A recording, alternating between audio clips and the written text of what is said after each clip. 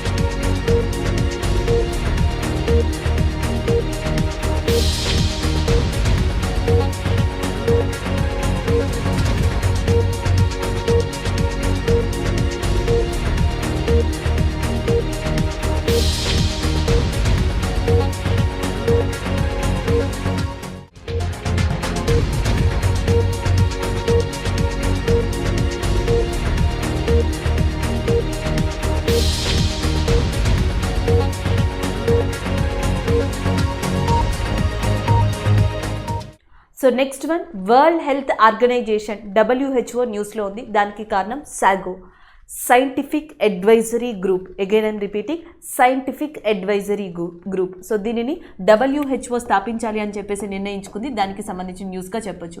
So దీంట్లో ఏంటంటే మెయిన్గా ప్యాథోజన్స్, సో వరల్డ్లో వచ్చే డిఫరెంట్ ప్యాథోజన్స్ గురించి కానీ పాండమిక్స్ గురించి కానీ ముందరే అంచనా వేయడం, ఇన్ఫర్మేషన్ని యాక్సెస్ చేయడం, దానికి సంబంధించిన ఏవైతే ప్రిడిక్షన్స్ ఉంటాయో సో వాటినన్నింటినీ కూడా తెలుసుకోవడం, ఇలాంటి వాటిని కోసం దీనిని నియమించడం జరిగింది. దాంతోపాటు COVID-19 వైరస్ యొక్క ఆరిజిన్ వివరాల్ని కూడా కనిపెట్టేందుకు, ఆరిజిన్ వివరాల్ని ఫైండ్ అవుట్ చేసేందుకు ఈ సంస్థ ముఖ్యంగా కృషి చేస్తుందని చెప్తున్నారు. అలాంటి సైంటిఫిక్ అడ్వైజరీ గ్రూప్ అనే దాన్ని ఇటీవల ఎవరు స్థాపించారు అంటే వరల్డ్ హెల్త్ ఆర్గనైజేషన్. దానికి సంబంధించిన న్యూస్ ఇది. అలాగే వరల్డ్ హెల్త్ ఆర్గనైజేషన్ న్యూస్లో ఉంది కాబట్టి, ఒకటి, వరల్డ్ హెల్త్ ఆర్గనైజేషన్ ఎప్పుడు స్థాపించారు అంటే 1948 7th ఏప్రిల్న మనకి స్థాపించడం జరిగింది. అందుకే వరల్డ్ హెల్త్ డే, ప్రపంచ ఆరోగ్య దినోత్సవంగా ఎప్పుడు సెలబ్రేట్ చేస్తారంటే 7th ఏప్రిల్. ఇది ఆ రోజే స్థాపించారు. అలాగే దీని యొక్క హెడ్ క్వార్టర్స్ అనేది ఎక్కడుందంటే the headquarters is located in Geneva, స్విట్జర్లాండ్లో ఉంది. అండ్ నెక్స్ట్ ఇంకొకటి ఏం గుర్తుపెట్టుకోవాలంటే మనం ప్రస్తుతం దీనికి హెడ్గా ఎవరున్నారంటే Tedros అడ్నమ్.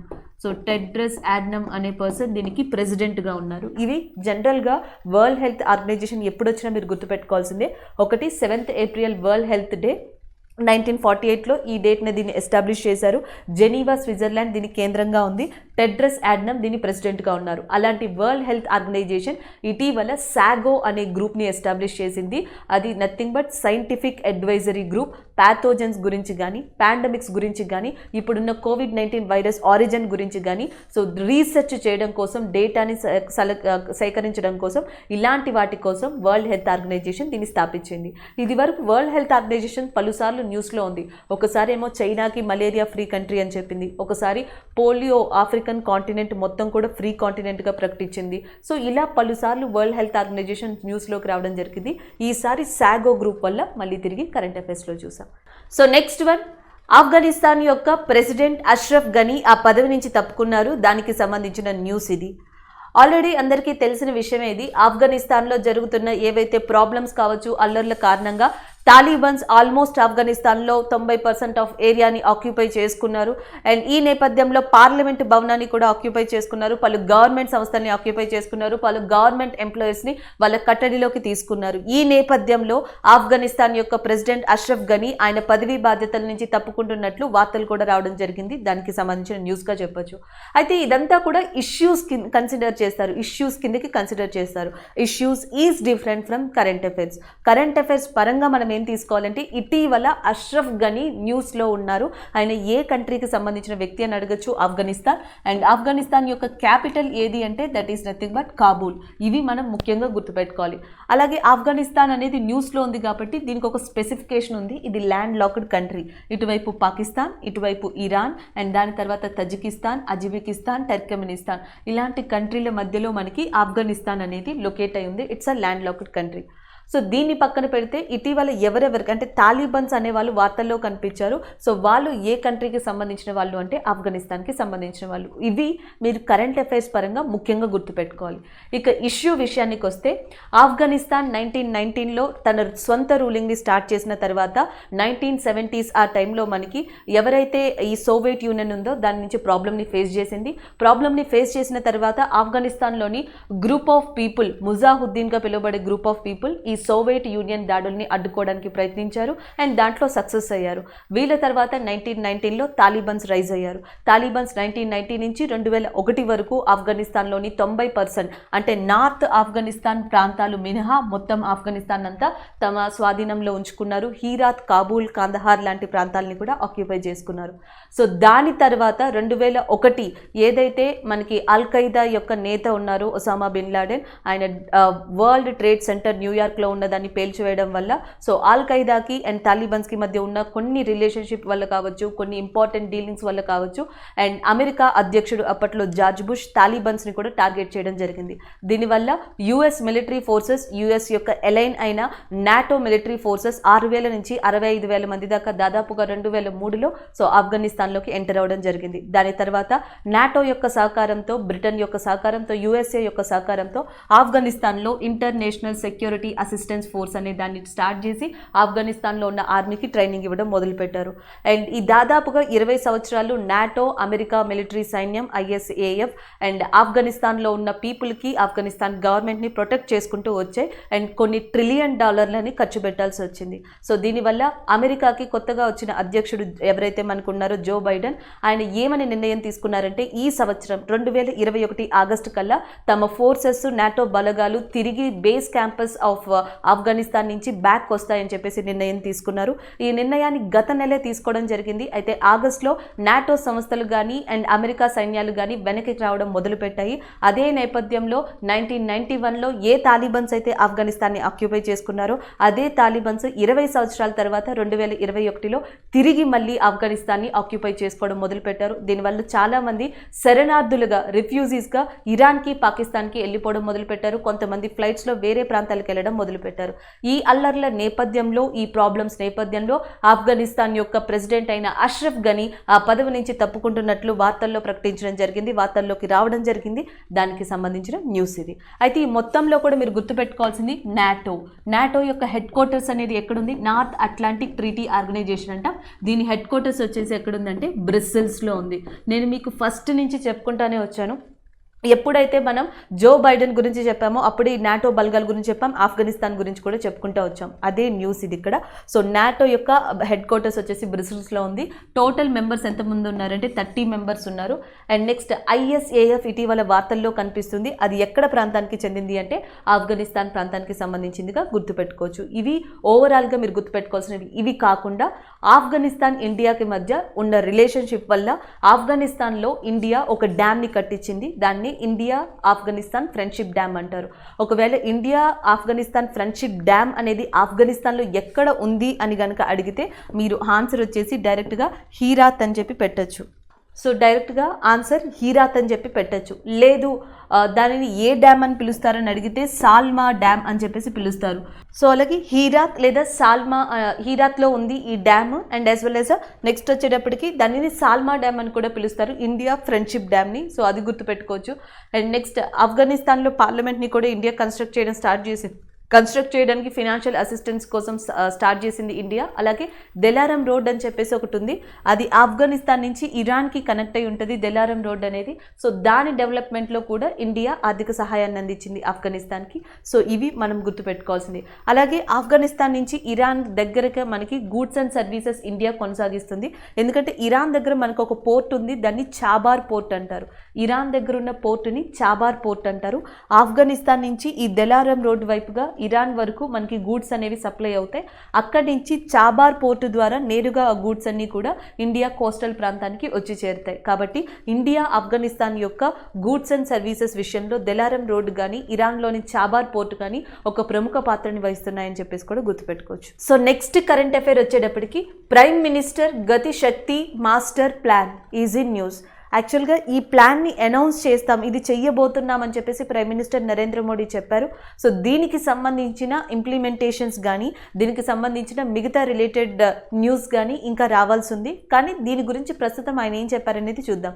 Prime minister Narendra Modi Azadi కా అమృత్ మహోత్సవ్ కానివ్వండి లేదా 75 years ఆఫ్ ఇండియా ఇండిపెండెన్స్, మనకి భారతదేశానికి స్వతంత్రం వచ్చి 75 సంవత్సరాలు ఇయర్ ఏదైతే ఉందో 75th year ఆఫ్ ఇండిపెండెన్స్ వస్తుండడంతో సో దానికి సంబంధించి ఆజాదీ కా అమృత్ మహోత్సవ్ అని డిఫరెంట్ ప్రోగ్రామ్స్ జరుగుతున్నాయి.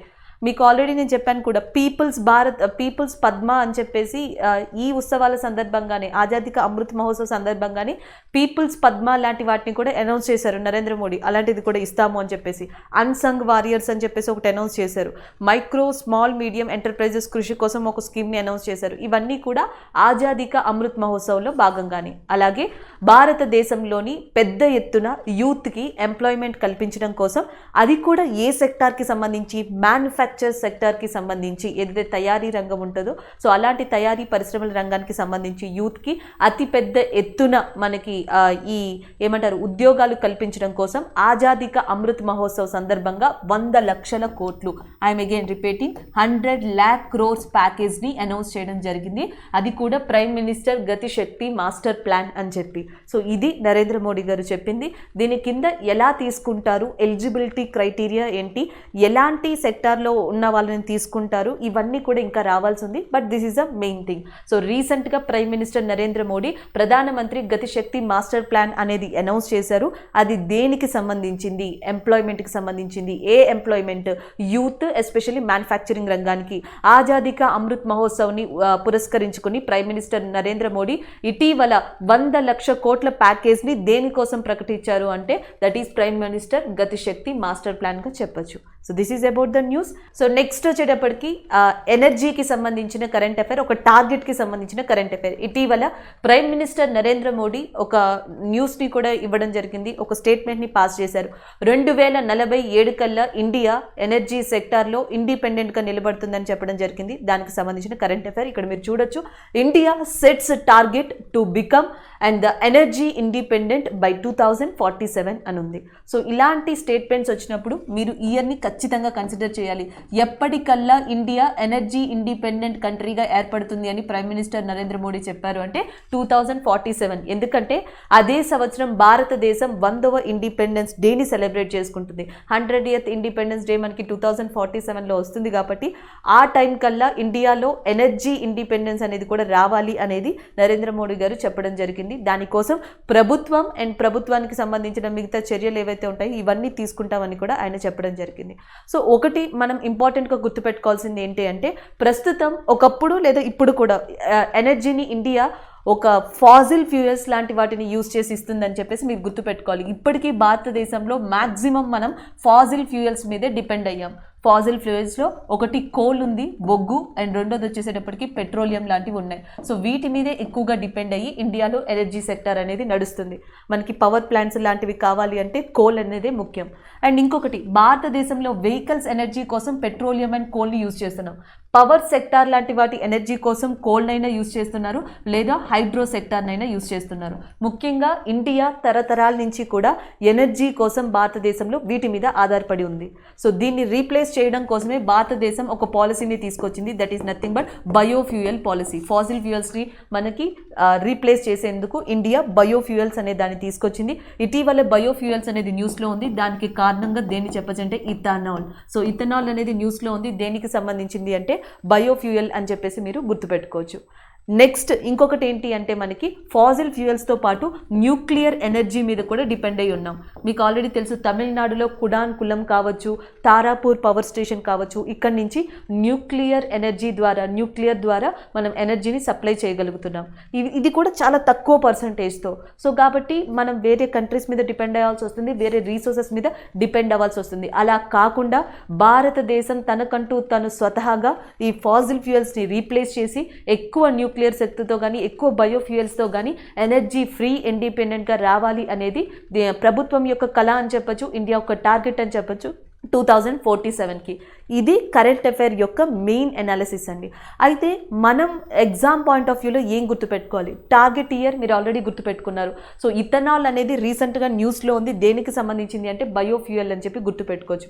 అలాగే ఎనర్జీలో మనం ఎక్కువగా డిపెండ్ అయింది దేని మీద అంటే ఇది ఇప్పుడు మారుతుంది దేని మీద అంటే సోలార్ ఎనర్జీ, విండ్ ఎనర్జీ, వీటికి కన్వర్ట్ అవుతా వస్తున్నాం. అయితే గ్లోబల్ ఎనర్జీ కౌన్సిల్ అని చెప్పేసి మనకు ఒకటి ఉంది ప్రపంచంలో. గ్లోబల్ ఎనర్జీ కౌన్సిల్ ప్రకారం ప్రపంచంలో భారతదేశం సోలార్ ఎనర్జీలో ఇప్పటికీ కూడా ఏ స్థానంలో ఉంది అని అడిగితే that is nothing but 5th ప్లేస్గా చెప్పొచ్చు. విండ్ ఎనర్జీ ప్రకారం చూసుకుంటే 4th ప్లేస్లో ఉంది. గ్లోబల్ ఎనర్జీ కౌన్సిల్ ప్రకారం చూసుకుంటే భారతదేశం విండ్లో 4th ప్లేస్, సోలార్లో 5th ప్లేస్లో ఉంది. అలాగే ఇండియాకి సంబంధించి కూడా ఒక ఇన్స్టిట్యూట్ ఉంది. So India renewable energy industry report, again I'm repeating, India renewable energy industry report. ఈ రిపోర్టు ప్రకారం చూసుకుంటే భారతదేశం సోలార్ ఎనర్జీలో కానీ విండ్ ఎనర్జీలో కానీ 5th పొజిషన్లో ఉంది. అక్కడ మీకు డిఫరెన్స్ వస్తుంది. గ్లోబల్ ఎనర్జీ కౌన్సిల్ ప్రకారం చూసుకుంటే విండ్లో 4th ప్లేస్, సోలార్ ఎనర్జీలో 5th ప్లేస్. అది India renewable energy industries report ప్రకారం చూసుకుంటే మనకి రెండు కూడా 5th పొజిషన్లో ఉన్నాయని చెప్తుంది. అయితే ప్రపంచంలో టాప్ పొజిషన్లో ఉన్న కంట్రీ సోలార్ ఎనర్జీలోని అండ్ విండ్ ఎనర్జీలోని కూడా ఏది అంటే దట్ ఈస్ చైనాగా చెప్పొచ్చు. అండ్ నెక్స్ట్ వచ్చేటప్పటికి వరల్డ్ ఎనర్జీ కన్జర్వేషన్ డే అని చెప్పేసి ఒకటి ఉంది. వరల్డ్ ఎనర్జీ కన్జర్వేషన్ డే అది ఎప్పుడు అంటే 19th December, again I'm repeating, 19th December world energy conservation day. అలాగే ఇంటర్నేషనల్ ఎనర్జీ డే అని చెప్పేసి ఇంకొకటి ఉంది. ఇంటర్నేషనల్ ఎనర్జీ డే లేదా వరల్డ్ ఎనర్జీ డే కింద October 22nd తీసుకోవచ్చు. ఈ రెండు డిఫరెన్స్ ఉంటాయి. ఇంటర్నేషనల్ లేదా వరల్డ్ ఎనర్జీ డే కింద October 22nd, world energy conservation day కింద 19th డిసెంబర్ని మనం రికగ్నైజ్ చేయడం జరుగుతుంది. సో ఇవి ఇక్కడ డిఫరెంట్గా చెప్తాం. నరేంద్ర మోడీ గారు చెప్పిన ఆ స్టేట్మెంట్ ఆధారంగా చేసుకుని మనం ఇవి రివైజ్ చేయడం జరిగింది. ఈ మొత్తంలో సింపుల్గా మీరు ఒకటే గుర్తుపెట్టుకోండి, డేస్ని అండ్ ఇథనాల్ అనేది బయోఫ్యూయల్ని, target year 2047, global energy council ప్రకారం చూసుకుంటే ర్యాంక్స్ డిఫరెంట్ వస్తాయి. అదే ఇండియా యొక్క రిపోర్ట్ చూసుకుంటే ఈ రెండు కూడా 5th పొజిషన్లోనే ఉన్నాయి. ఇంకొకటి మనకి ఏదైతే కేంబ్రిడ్జ్ ఇన్స్టిట్యూట్ ఉందో, కేంబ్రిడ్జ్ మనకి ఒక రిపోర్ట్ని, ఒక అవార్డ్ని కూడా ఈ సంవత్సరం ఇచ్చింది, గ్లోబల్ ఎన్విరాన్మెంట్ అవార్డ్ అని చెప్పేసి. So global environment energy leadership award, GEEL. So global environment energy leadership award. ఈ సంవత్సరం ఆ అవార్డు ఎవరు దక్కింది అంటే నరేంద్ర మోడీ గారికి. India's prime minister is received and global energy and environment and energy leadership award. So ఇది కూడా ఒక recent current affair. So next current affair ఒక అపాయింట్మెంట్కి సంబంధించింది, అది కూడా బ్రాండ్ అంబాసిడర్గా రాజ్ కుమార్ రావు. సో ఒక బాలీవుడ్ ఫేమస్ సెలబ్రిటీగా చెప్పొచ్చు రాజ్ కుమార్ రావు. సో ఈయనని ఇటీవల క్యాషిఫై అనే సంస్థకి బ్రాండ్ అంబాసిడర్గా అపాయింట్ చేయడం జరిగింది. దానికి సంబంధించిన న్యూస్గా చెప్పొచ్చు. అండ్ ఈ క్యాషిఫై సంస్థ వచ్చేటప్పటికి ఏంటంటే మొబైల్ ఫోన్స్కి సంబంధించింది. మొబైల్ ఫోన్స్ ఏవైతే ఉన్నాయో వాటిని అమ్మడం, పర్చేస్ చేయడం, ఇలాంటి వాటికి. అంటే జనరల్గా చాలామంది సెకండ్ హ్యాండ్ మొబైల్ ఫోన్స్ని అమ్ముతూ ఉంటారు. సో అలా అమ్మిన వాటిని వీళ్ళు పర్చేస్ చేస్తారు. కొంతమంది కస్టమర్స్ దగ్గర నుంచి సెకండ్ హ్యాండ్ మొబైల్స్ని వీళ్ళు పర్చేస్ చేస్తారు, తీసుకుంటారు. దానికి ఏదైనా రిపేర్స్ అవసరం ఉంటే రిపేర్స్ చేస్తారు. దాని తర్వాత నెక్స్ట్ వేరే కస్టమర్స్కి అమ్మడం జరుగుతుంది. సో ఇలాంటిది నార్మల్గా జరిగే ప్రాసెస్ అని చెప్తాం. ఒక ప్లాట్ఫామ్ని తీసుకొచ్చారు ఈ క్యాషిఫై ద్వారా. సో ఈజీగా ఇలాంటి వాటిని యాక్సెస్ చేయడానికి ఒక ప్లాట్ఫామ్ని తీసుకొచ్చారు. అలాంటి క్యాషిఫై దానికి బ్రాండ్ అంబాసిడర్గా అపాయింట్ అయిన వ్యక్తి రాజ్ కుమార్ రావు గారుగా చెప్పొచ్చు.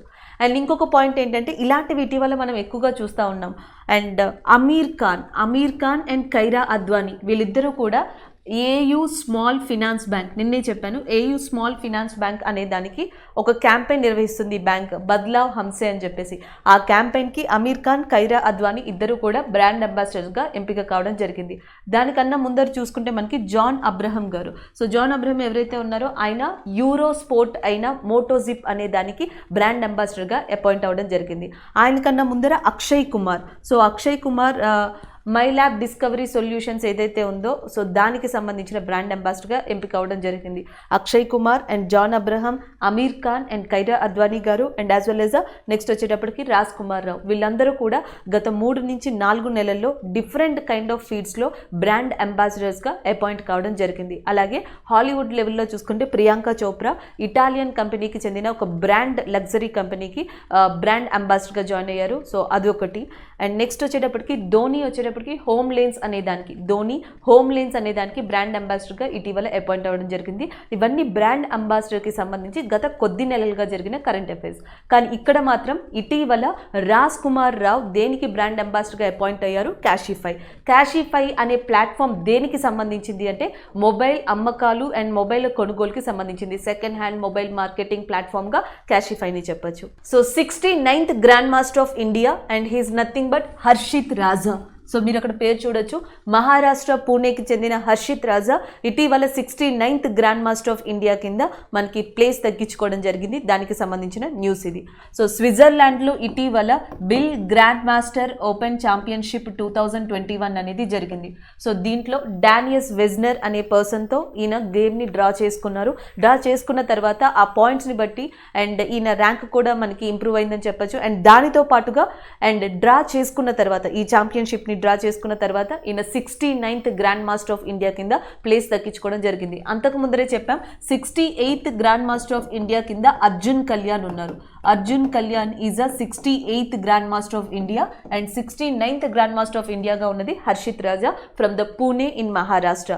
అలాగే భారతదేశంలో వన్ ఆఫ్ ద ఇంపార్టెంట్ పర్సన్గా డి గుకేష్ని చెప్తారు ఫ్రమ్ తమిళనాడు. ఎందుకంటే ప్రపంచంలో 3వ యంగెస్ట్ గ్రాండ్ మాస్టర్ భారతదేశంలోని తమిళనాడు ప్రాంతానికి చెందిన డి గుకేష్ గారే. అలాగే నెక్స్ట్ ప్రపంచంలోనే యంగెస్ట్ గ్రాండ్ మాస్టర్గా ఇటీవల పేరుని సంపాదించుకుంది అభిమన్యు మిశ్రా, ఇండియన్ ఆరిజిన్గా కూడా చెప్పొచ్చు. అభిమన్యు మిశ్రా ప్రపంచంలోనే యంగెస్ట్ గ్రాండ్ మాస్టర్గా ఉన్నారు. అండ్ సెర్గీస్ కెరాస్కిన్ సెకండ్ ప్లేస్లో ఉన్నారు. అండ్ థర్డ్ ప్లేస్లో ఉన్నది మనకి డి గుకేష్ ఫ్రమ్ దట్ ఇండియాగా చెప్పొచ్చు. ఇది యంగెస్ట్ గ్రాండ్ మాస్టర్స్కి సంబంధించి. టోటల్గా భారతదేశంలో ఇప్పటి వరకు ఈ రోజు వరకు 69 గ్రాండ్ మాస్టర్స్ ఉన్నారు. 69th Harshit Raja, 68 Arjun Kalyan, first grand master of ఇండియాగా ఉన్నది విశ్వనాథ్ ఆనంద్ గారు భారతదేశంలోనే మొట్టమొదటి రాజీవ్ ఖేల్ రత్న అవార్డుని పొందారు. ఇటీవల రాజీవ్ ఖేల్ రత్న అవార్డు కూడా న్యూస్లో ఉంది. ఎందుకంటే చాలా రికమెండేషన్స్ వచ్చిన తర్వాత August 29th national sports day సందర్భంగా రాజీవ్ ఖేల్ రత్న అవార్డుని ధ్యాన్ చంద్ ఖేల్ రత్న అవార్డు కింద చేంజ్ చేయనున్నారు. దానికి సంబంధించిన కరెంట్ అఫైర్ కూడా మనం డిస్కస్ చేసాం. ఇది దీనికి రిలేటెడ్గా కూడా మనం చెప్పొచ్చు. సో ఇవన్నీ కూడా రిలేటెడ్ ఇన్ఫర్మేషన్ అండి. బట్ కరెంట్ అఫైర్ మాత్రం the 69th grand master of India Harshit Raja, ఏ రాష్ట్రం అంటే మహారాష్ట్ర, డానిస్ వెజ్నర్ అనే పర్సన్తో ఈయన గేమ్ని డ్రా చేసుకున్నారు. అది కూడా స్విట్జర్లాండ్లో జరిగిన బిల్స్ గ్రాండ్ మాస్టర్ ఓపెన్ ఛాంపియన్షిప్లో. భారతదేశపు మొట్టమొదటి drones forensic lab and research సెంటర్ని కేరళలో ప్రారంభించనున్నారు.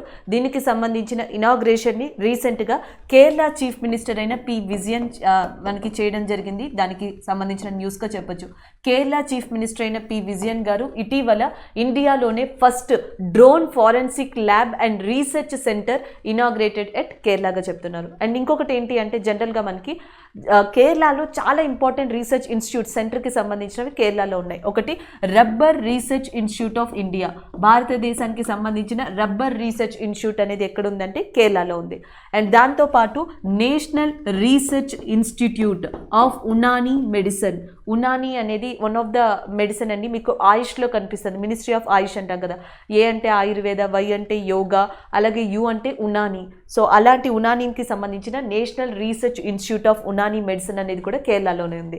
Next national research institute for dry land of agriculture. So national research institute for dry land agriculture కూడా కేరళలోనే ఉంది.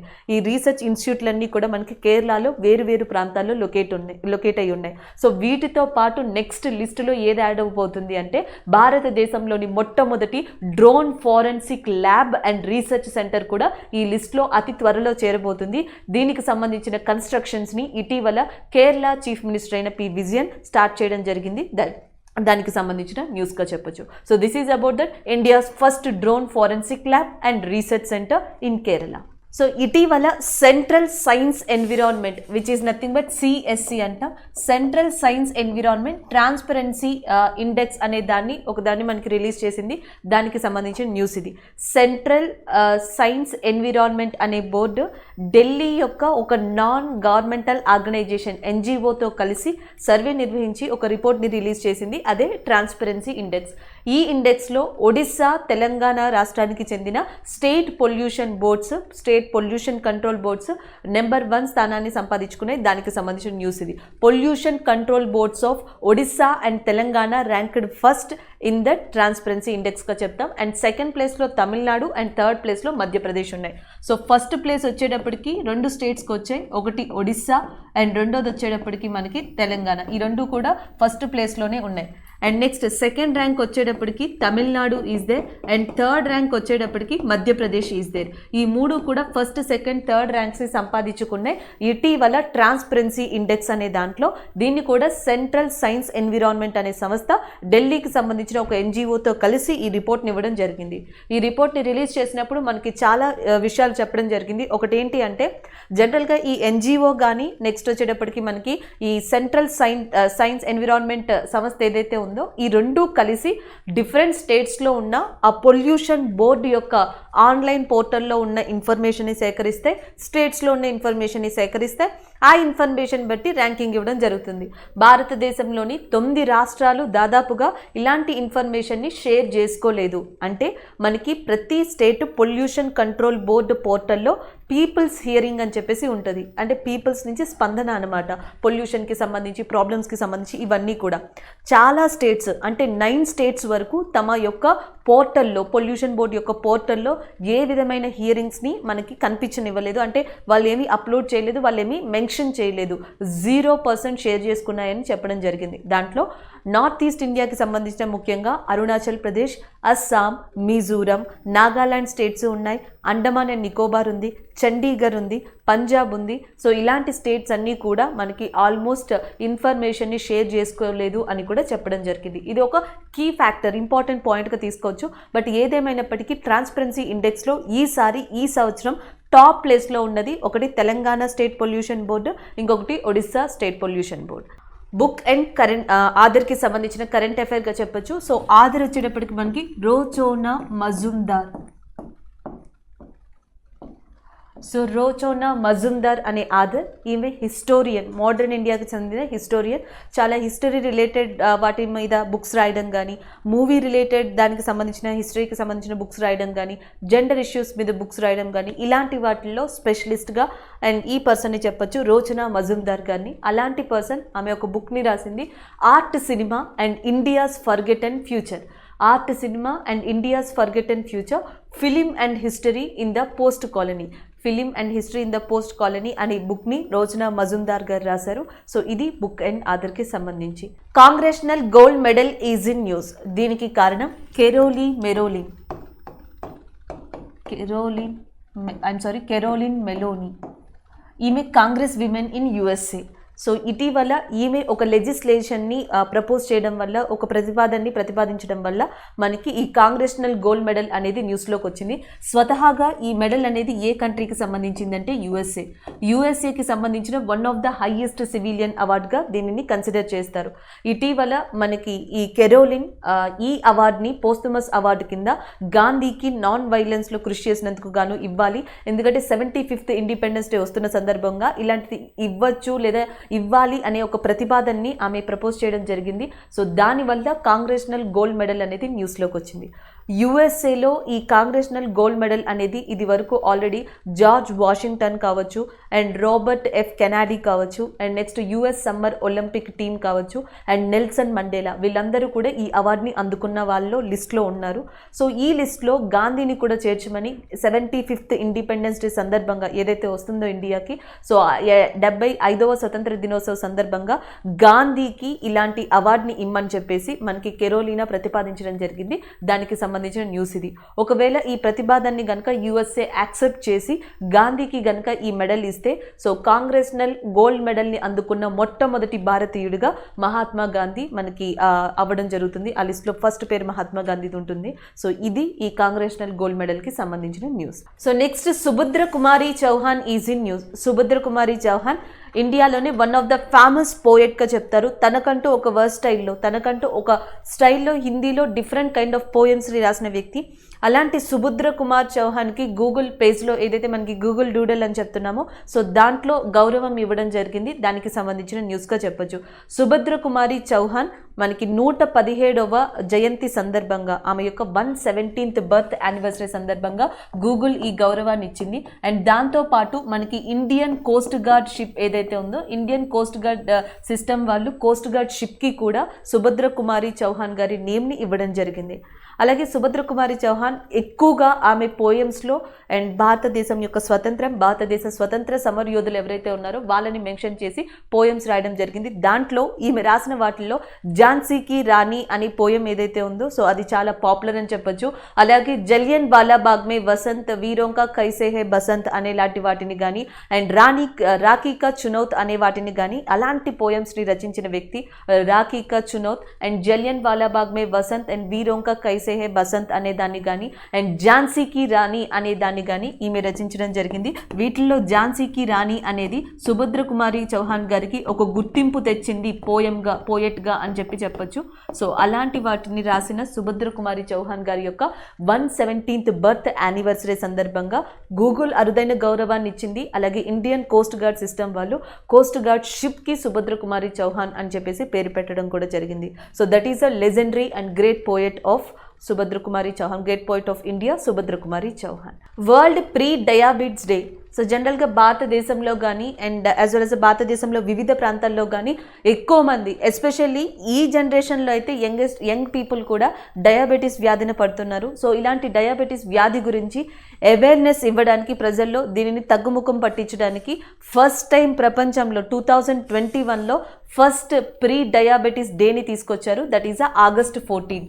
సో August 14th అనే దాన్ని ప్రీ డయాబెటీస్ డే కింద కూడా తీసుకోవడం జరిగింది. ఇదే August 14th గురించి మనం డిస్కస్ చేసుకున్నాం, పార్టీషన్ డే అని చెప్పేసి. నిన్న August 14th పార్టీషన్ డే కింద రికగ్నైజ్ చేశారు. వరల్డ్లో first world pre diabetes day కింద కూడా దేన్ని రికగ్నైజ్ చేశారంటే August 14th. So next one, Chinmay Chatterjee passed away. భారతదేశంలో ప్రముఖ ఫుట్బాలర్ ఈయన. సో రీసెంట్గా ఈయన చనిపోవడం జరిగింది. That is a news. భారతదేశంలోని ప్రముఖ ఫుట్బాల్ ప్లేయర్ అయిన చిన్మయ్ చటర్జీ గారు రీసెంట్గా చనిపోయారు. 1970s 80sలో కూడా ఈయన డిఫరెంట్ గేమ్స్ని ఆడడం జరిగింది. డిఫరెంట్ ఫుట్బాల్ టోర్నమెంట్స్ని ఆడడం జరిగింది. ఇంటర్నేషనల్ ఇండియన్ ఫుట్బాలర్గా ఈయన చెప్పడం జరుగుతుంది. అలాగే 1978లో బ్యాంకాక్ ఏషియన్ గేమ్స్లో కూడా ఈయన పార్టిసిపేట్ చేశారు. అలాగే ఈస్ట్ బెంగాల్ ఫుట్బాల్ టీంలో కూడా ఈయన పార్టిసిపేట్ చేయడం జరిగింది. సో అలాంటి చిన్మయ్ చటర్జీ గారు రీసెంట్గా మరణించారు. సో ఒబిచరీస్కి సంబంధించిన కరెంట్ అఫైర్ ఇది. ఈ రోజు కరెంట్ అఫైర్స్లో ఒబిచరీస్లో ఉన్నది చిన్మయ్ చటర్జీ. ఈయన ఏ రంగానికి సంబంధించిన ఆయన అంటే ఫుట్బాల్. అండ్ ఈయన నోటబుల్ వర్క్స్లో వన్ ఆఫ్ ద ఇంపార్టెంట్గా చెప్పేది 1978 ఆసియా గేమ్స్ ఏవైతే బ్యాంకాక్లో జరిగాయో సో దాంట్లో ఈయన పార్టిసిపేట్ చేయడం జరిగింది. సో ఏవైతే ఈరోజు మనం కరెంట్ అఫైర్స్ డిస్కస్ చేసామో వాటి రివ్యూ చూద్దాం. ఫస్ట్ వచ్చేటప్పటికి art cinema and India's forgotten future అని ఉంది.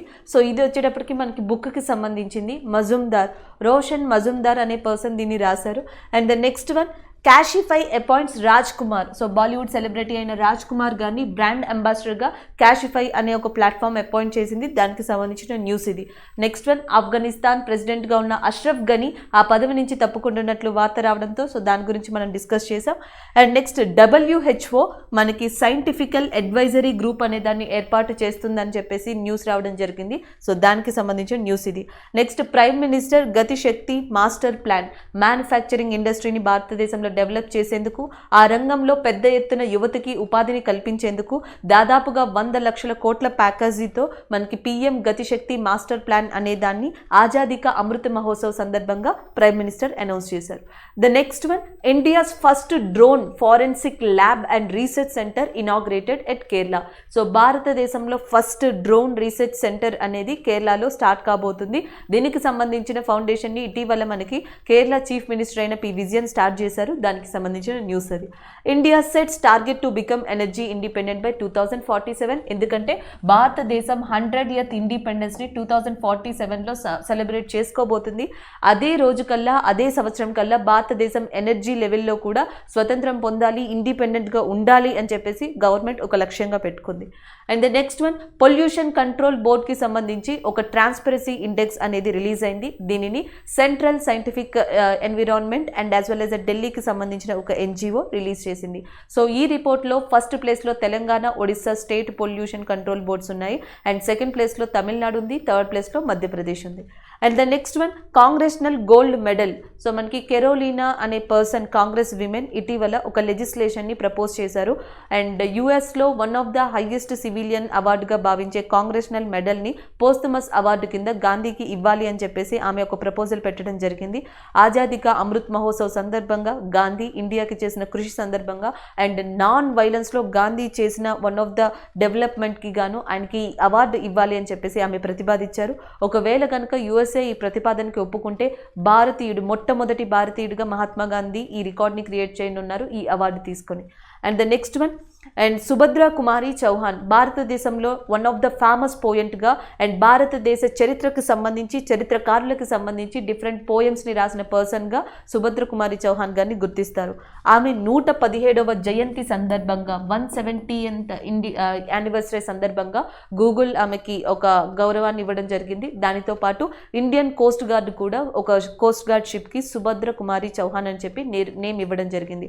ఝాన్సీ కా రాణి అండ్ రాఖీకి చునాత్ లాంటి పోయమ్స్ని రాసి చాలా స్పెషల్ అండ్ ఫేమస్ పోయెట్ కింద సుభద్ర కుమారి చౌహాన్ తనకంటూ ఒక అరుదైన స్థానాన్ని సంపాదించుకున్నారు. And the next one, India 69th chess grand మాస్టర్గా హర్షిత్ రాజా ఫ్రమ్ పూణే ఇన్ మహారాష్ట్ర రికార్డ్ని క్రియేట్ చేయడం జరిగింది. సో దీంతో భారతదేశంలో మనకి మొట్టమొదటిగా ఫస్ట్ గ్రాండ్ మాస్టర్గా ఉన్న ఎవరైతే విశ్వనాథ్ ఆనంద్ గారు ఉన్నారో, ఈ రోజుకి ఆయనతో స్టార్ట్ అయిన జర్నీ ఈ రోజుకి 69 గ్రాండ్ మాస్టర్స్ని ఇండియాకి తీసుకొచ్చింది హర్షిత్ రాజాతో కలిపి. 68th గ్రాండ్ మాస్టర్గా మనకి అర్జున్ కళ్యాణ్ ఉన్నారు. సో ఈయన ఈ రికార్డ్ని క్రియేట్ చేయడానికి కారణం ఇటీవల స్విట్జర్లాండ్లో వేల్స్ చెస్ ఛాంపియన్షిప్ అనేది జరిగింది. సో ఆ చెస్ ఛాంపియన్షిప్లో డానిస్ వెజ్నర్ అనే పర్సన్తో ఈయన గేమ్ డ్రా చేసుకున్నారు. దాని తర్వాత 69th grand master of India కింద ఈయన రికార్డ్ని క్రియేట్ చేశారు. And the next one, world pre diabetics డేని ఫస్ట్ టైం రికగ్నైజ్ చేసింది ప్రపంచం August 14th world pre diabetic day. And as well as ఈ సంవత్సరం నుంచి దాన్ని స్టార్ట్ చేశారు.